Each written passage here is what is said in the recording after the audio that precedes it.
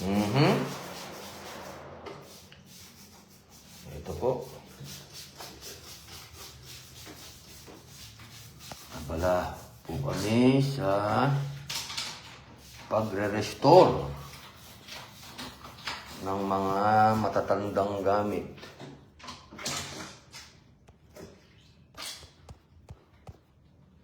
Ito ang matandang salamin ng nanay ko yan. Hindi na masyadong katandaan naman, pero siguro ito mga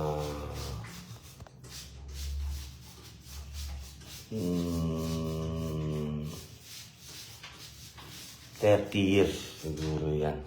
Ito. O masigit pa. Kasi parang buhay pa yung tatay ko nung ginagamit ito Yung salamin na yan.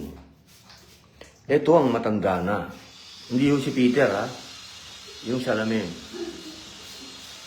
Ito salamin pa namin ito sa Banawe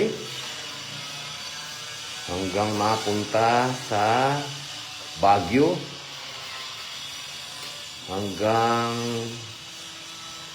naiwan po ito naiwan ito nung nagkaroon ng lindol sa Baguio nung ibinenta ni mama yung bahay namin doon kasama yung mga lumang kasangkapan pati yung dining table ng lola ko nandoon pa. Hindi namin na mapalad na nakuha yung dining table. Pero ito, sa kabutihang damdamin nung nakabili nung tahanan namin sa Baguio, ay eternal over po sa akin itong salamin na ito. Na alaala ng aming lola at ng aming mga naging tahanan. Yan, matanda na po ito. Ito siguro mga 40 ito. 40 anyos mahigit ito. Itong salamin na to.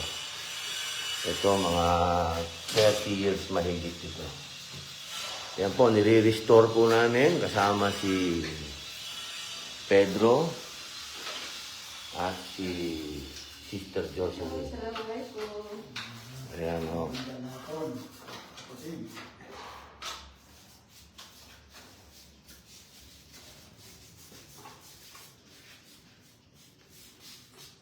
Ito, walang masyadong tama itong kabila, Peter, no?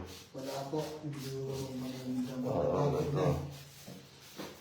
talagang Ito ang ito ang tinamaan ng matindi.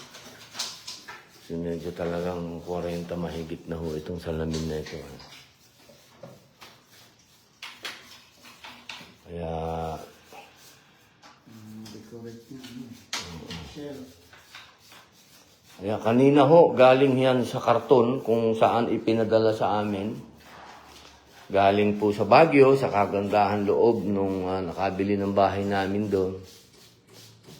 Talagang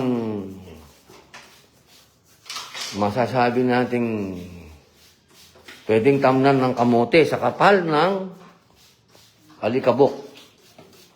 Pero ngayon po, ayan, unti-unting lumalabas na. Dati ho, punong-puno yan ng mga shell. Yan, mga shell ho yan lahat.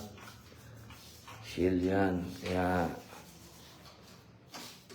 ngayon ay may mga natanggal na. Ayan o. Ito yung mga natanggal na shell. Kaya yung mga yan matanda na rin ho yan. Mahigit. Siguro sa dagat matanda na yan nung kinuha. Mas tumanda pa nung nasa salamin. O ayan ho. O ha? Ito ang ginamit para pakintabin. At ito naman ang lilinis ngayon. Ayan. Okay nga Rod. Maraming salamat po.